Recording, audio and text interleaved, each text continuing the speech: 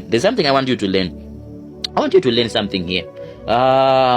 We don't hear him cursing God at all. Cursing God or blaming God when his brothers threw him into the pit. Yes, we know that he was pleading with his brothers and say, brothers, don't do this to me. And I'm sure he was begging that they have mercy on him, okay?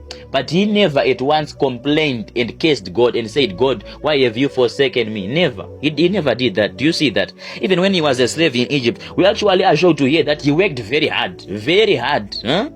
And even his master came to a point of trusting him with everything. And though a chance of compromise actually arose, not only once, but day after day, those years he was working for his master, we get to know that, I don't know how long it actually took him working in his master's house. Let's just say maybe 6 years, half of those 12 years. 6 years he was working in his master's house. It means that 6 years of day by day, the master's wife, a beautiful master's wife, is coming to you and saying, sleep with me, lie down with me. Huh? And he was refusing over and over again. He didn't compromise, yet he got then to be thrown in prison just because he refused. One day when the master's wife wanted to use force on him, he ran away and he was thrown in prison. But what do we hear? He doesn't even complain or blame God and say, God, I have been keeping your word, I've been making sure that I am pure, but you didn't defend me. Why didn't you defend me? But do you see, I want the lesson which I want us to get from everything which I was just giving an account of is that Joseph always made sure at all costs that he would prioritize and check on his heart. The check was to see if God was still enthroned. If you would just look in his heart and see, is God still enthroned? Is God still happy with my relationship with him? Is God still okay? Is God still seated? Is he still Emmanuel, God with me? Then if you found out that God was still there, God was happy, he wasn't grieved, he wasn't quenched, the Spirit of God is very happy in you, then Joseph would just find peace no matter where he was, be it in the pit, be it a slave, be it even in a prison. He would find peace. Why? Because he knew that as long as I am having a good relationship with God, no matter what the physical may try to show me, it's just a lie. As long as I am in good books with God, then everything about my life is good. No, I might be in a desert, but God will create rivers there for me. I might be even thrown into a fire, but God will be there with me, and I won't be burnt. You see now, a person who has a relationship with God doesn't care where he will find himself in, but a person who trusts in the physical, they will be seeing themselves as rich and as having everything, but because they don't have a relationship with God, just one day everything will turn to ashes. My God.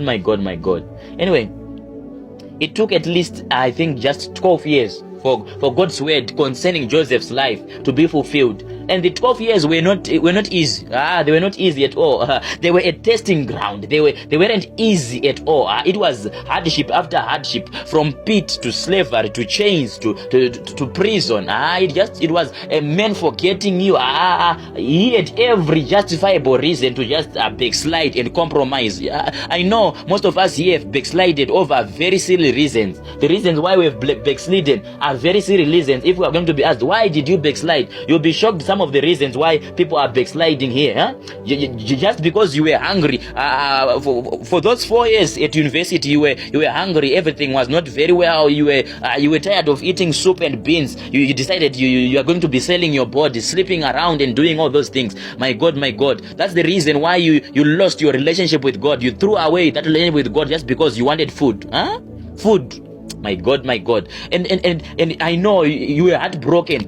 That girl cheated on you. You were rejected and so on. Just one heartbreak, and now you are a drunkard. My God. He had every justifiable reason. I'm sure he would be saying, God, this is not what you promised me. God, why have you forsaken me? He had a right to be asking all those questions, but he did not. He would be saying, God, do you even see me? Even when I obey your word, why don't you defend me? Now I am in prison. Even every man seems to be forgetting me. Am I in the right path? Am I cursed? All those questions will be coming to his mind, but he didn't entertain them. You know what? it was just like all those other days which he was just living a normal life and everything wasn't moving well in prison, and yes, he was just acting diligently and being a good man, checking and being concerned about everyone's matters and everyone's life. Just like that, and God said it's time. God just said it's time, and the young man was not only freed. I'm very sure that Joseph would be very pleased if he was just freed, because as he was complaining to that butler, his cry was, I'm bound here, I'm in chains, and I am actually innocent, I'm not guilty. So if he was going to be freed and said, Joseph, feel free, go back home, he would just be skipping and thanking God, praising God, and saying God is faithful, God is faithful. But God didn't just free him. If God had just freed him, it would be great. It would be a great testimony. But God didn't stop there. God went ahead to raise him. You see, my God.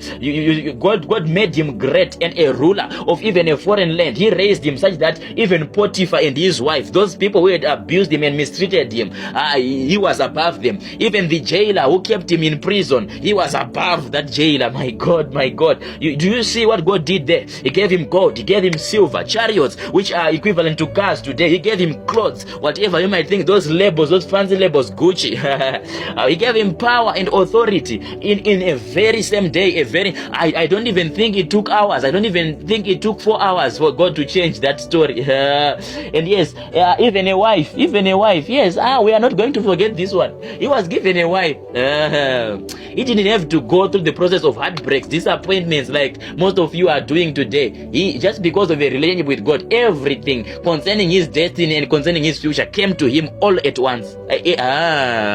Do you see it? Some of us have been compromising. Imagine that this day was the day Joseph just decided to say, I have had enough. Because they were now 12 years. He was just, I have had enough of this God. Imagine he promised me to all these dreams. He gave me all these dreams. I'm now 30, I was 17 then when God was promising me all this. He promised me that I will be a great minister. He promised me that I will be a great prophet. But all I've been experiencing, he promised me that I will be a kingdom financier. He promised me gold and silver. But look at my life now. It's 12 years, it's 14 years, it's 20 years, and there's nothing. Most of us have compromised just because of that and said, God doesn't answer. God doesn't answer. God seems like he has forgotten me. But you know what? God had been packaging and putting everything together so that just in one moment, in 1 second, he would give it everything to him. So God might have just prepared everything. Everything was just about to be done and was just about to be delivered to you. And that's the moment you compromised. My brother, my sister. Now, let's just look at verse 51 and verse 52 as we close up. Do you see how Joseph got to now even name his children? The firstborn was named Manasseh. Which means to forget. God had made him to forget. God had swallowed up all those years of crying, all those years of struggling, all those years of shame, those years of rejection, those years of disappointments, heartbreaks, abuse. In the blinking of an eye, God can change that. And you will forget. It will become just a memory, a very faint one. If he did it for Joseph, he can surely do it for you. Okay?